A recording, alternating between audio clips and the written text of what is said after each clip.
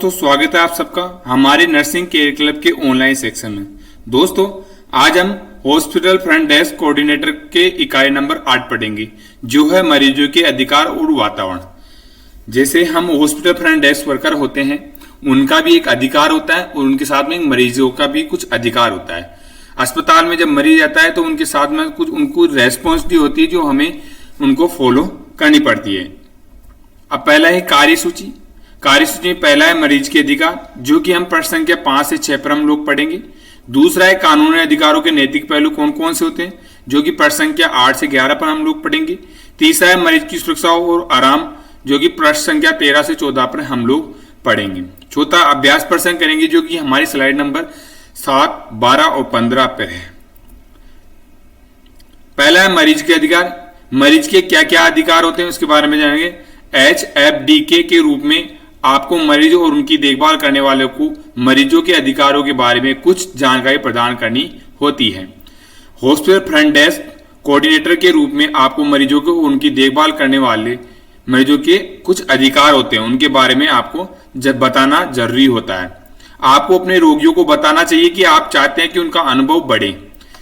जो मरीज आपके पास आ रहा है या मरीज के साथ जो व्यक्ति आ रहा है, उनको उनके अधिकारों में बताना चाहिए कि अस्पताल में बिल्कुल शांत वातावरण में रहना है, आपको ज्यादा बोलना नहीं है, या आप एक एक मरीज के साथ कैंडिडेट रह सकता है, या जब आपको कार्ड दिया जा रहा है मिलने के टाइम होता है वो टाइम पे मिले।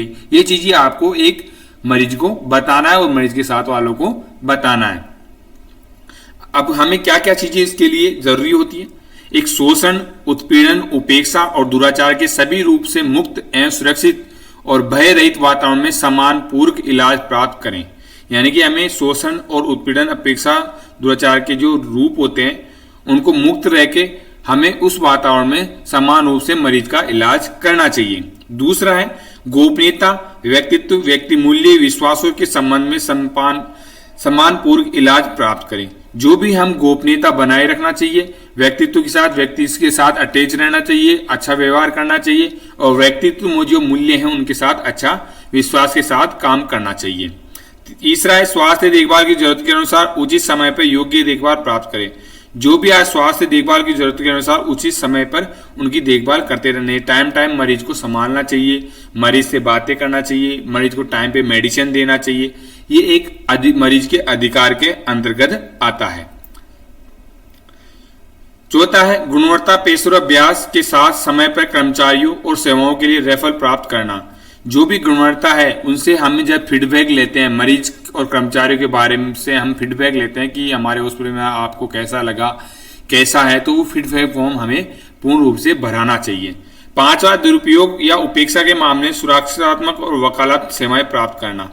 मरीज को सुरक्षात्मक सेवाएं प्रदान करना और मरीज जो कानूनी अधिकार जानना चाहता है उसके बारे में मरीज को बताना चाहिए। पांचवा शिकायत दर्ज करें, बिना भेदभाव के डर के समय ढंग से इलाज का प्राप्त करें। अगर आपको किसी प्रकार की यहाँ पर अस्पताल में या मरीज को किसी प्रकार की प्रॉब्लम हो रही तो उसकी शिकायत आप दर्ज करा सकते हैं, उसके भेदभाव के बारे में आप बता सकते हैं। सातवां सेवाओं से पहले सेवाओं की लागत, किसी भी लागू भुगतान नीति के बारे में जानना। आप सेवाओं में से पहले जो सेवाएं ले रहे हैं उसके बारे में, और सेवाओं की लागत से जो सेवाएं हम ले रहे हैं उसकी लागत मतलब मूल्य के बारे में हम जान सकते हैं कि मेरे ऑपरेशन में कितना पैसा लगेगा, मेरे एडमिट होने में कितना खर्चा होगा, इसके बारे में वो लोग जान सकते हैं। अभ्यास प्रश्न, मरीज का अस्पताल से में क्या नहीं होना चाहिए। शोषण, उत्पीड़न, दुराचार, उपयोग सभी। जैसे कि हमने पढ़ा है भी, मरीज के अस्पताल में क्या क्या नहीं होना चाहिए। शोषण भी नहीं होना चाहिए, उसका उत्पीड़न भी नहीं होना चाहिए, और उसका दुराचार भी नहीं होना चाहिए।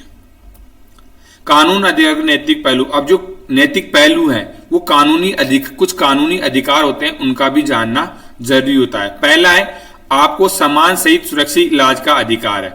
आप सम्मान के साथ मरीज की सुरक्षा का इलाज करा सकते हैं। आपको अपनी बीमारी के बारे में जानने का अधिकार है, साथ ही इलाज और उसके परिणाम को भी जानने का अधिकार है। आप मरीज के बारे में जान सकते हैं, और जो हमारा इलाज कर रहा है डॉक्टर उसके बारे में जान सकते हैं, और जो हमारे को बीमारी है उसके बारे में भी एक कानूनी अधिकार से आप पहचान सकते हैं। दूसरा है आपके इलाज को ठुकराने का अधिकार। अगर आपको किसी डॉक्टर से संतुष्टि नहीं है या किसी प्रकार की प्रॉब्लम नहीं है तो अस्पताल में या दूसरे डॉक्टर से आप इलाज करवाना चाहते हैं तो उसका अधिकार भी एक कानूनी अधिकार होता है। अगर आप अस्पताल में इलाज से संतुष्ट नहीं है तो आप इलाज से इनकार कर सकते हैं और आपकी दूसरी व्यवस्था की जाएगी। यानी कि अगर आप इस डॉक्टर से परेशान है या इस डॉक्टर से आप इलाज नहीं चाहते हो तो आप दूसरे डॉक्टर से इसका इलाज ले सकते हो। उसके लिए जो कोविड फ्रंट डेस्क वर्कर होता है उसको कोऑपरेट करते हुए आप मरीज के साथ उसका व्यवहार और उसकी हेल्प करना चाहिए। तीसरा है, आप किसी को अपनी बात कहने का अधिकार दे सकते हैं। अगर इलाज के दौरान आप बात नहीं कर सकते तो आप किसी व्यक्ति के लिए चुन सकते हैं जो आपके बारे में इलाज के समय फैसला ले सके।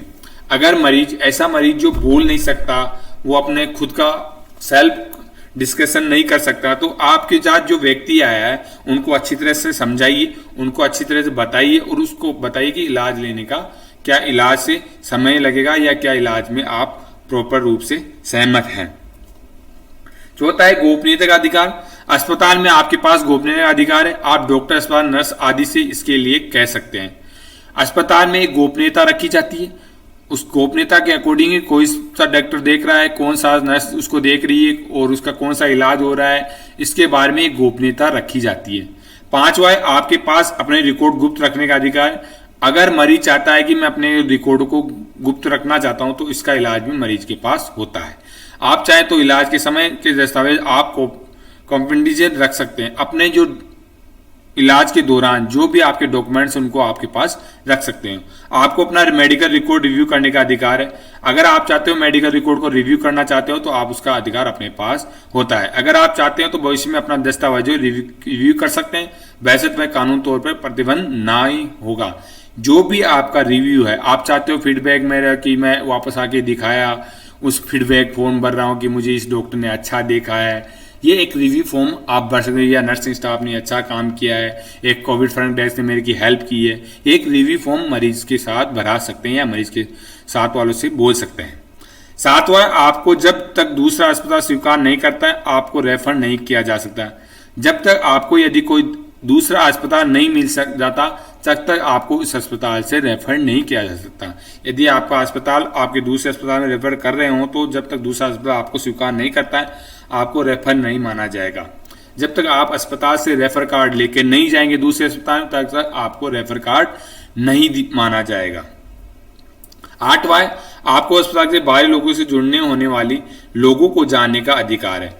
जैसे कि जिस अस्पताल में आपका इलाज चल रहा है उससे बाहरी लोग से जो अस्पताल से जुड़े हैं और आपके इलाज को प्रभावित कर सकते हैं उनके बारे में जानने का आपका अधिकार है। जैसे कि अस्पताल में लोग इलाज लेके गए हैं और वो आप घबरा रहे हैं तो उन मरीजों से आप संपर्क कर सकते हैं कि हाँ वहाँ पे अच्छा इलाज होता है, अच्छा कोऑपरेट होता है। ये चीजें मरीज को पता होनी चाहिए और एक हॉस्पिटल फ्रंट डेस्क वर्कर को भी पता होनी चाहिए।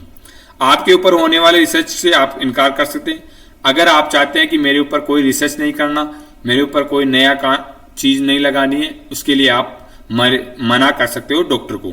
अगर आपके ऊपर कोई रिसर्च हो रही है तो आप इससे नहीं चाहते हो तो आपके पास इससे इनकार करने का अधिकार होता है। 10वां है, आपको अस्पताल की हकीकत जानने का अधिकार। अगर आप अस्पताल की हालत अच्छी नहीं है तो आपको अधिकार है कि उसके बारे में सही जानकारी दी जाए। अगर आप एक फ्रंट डेस्क को जो वर्कर होता है उसको मरीज को बताना चाहिए कि हमारा अच्छा अस्पताल है, अच्छी व्यवस्था है, आपको अच्छा इलाज दिया जाएगा। इसकी जानकारी आपको भी पता होना चाहिए, एक मरीज को भी इस अधिकार के बारे में बताना चाहिए। 11वां, अस्पताल के नियम और शर्त जानने का अधिकार। अस्पताल में पेमेंट से लेकर हर नियम जो आपके इलाज को प्रभावित कर सकता है इससे जानने का आपका अधिकार है। मरीज को बताना चाहिए जब तक आप एडमिट होते जब से लेके आप तक जब तक आपका इलाज हो रहा है तब तक आपका इसको जानने का अधिकार है और खर्चे व्यय का बारे में बताना चाहिए। 12वां, पोस्टमार्टम करने वाले के बारे में जानकारी का अधिकार। मरीज के परिजनों उसके डॉक्टर की जानकारी पहले दी जाए कि जो शव का पोस्टमार्टम करें।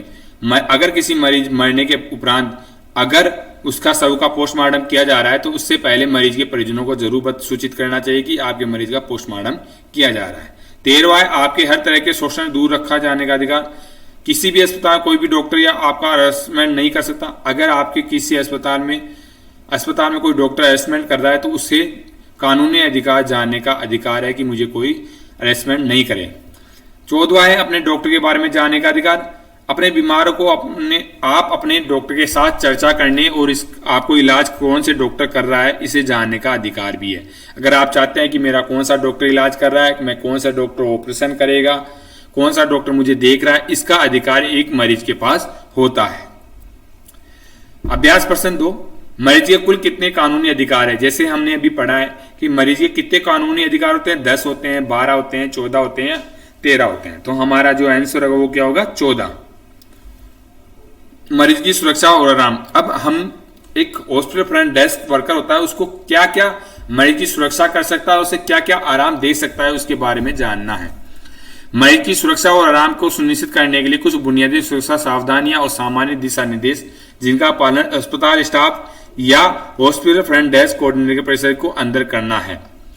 जो भी मरीज की सुरक्षा और आराम है उसके अस्पताल स्टाफ और हॉस्पिटल फ्रंट डेस्क कोऑर्डिनेटर है उसके परिसर को करना चाहिए।